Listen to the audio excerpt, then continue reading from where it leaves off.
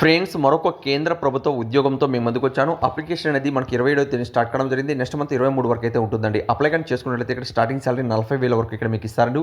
18 సంవత్సరాల నుంచి 28 మధ్యలో ఉన్నటువంటి అభ్యర్థులు అప్లై చేసుకోవచ్చు. టోటల్ వేకెన్సీస్ 50 ఉన్నాయి. టెక్నీషియన్ ఉద్యోగాలు అయితే విడుదల కావడం జరిగింది.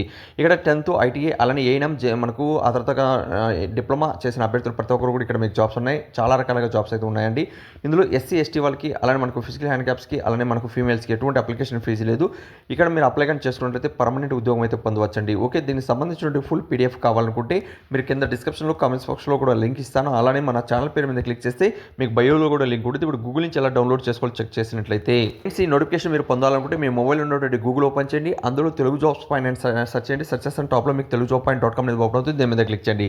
ఇలా క్లిక్ చేస్తే నెక్స్ట్ పేజ్ అనేది ఇక్కడ ఫస్ట్ నెంబర్ ఉంటుంది.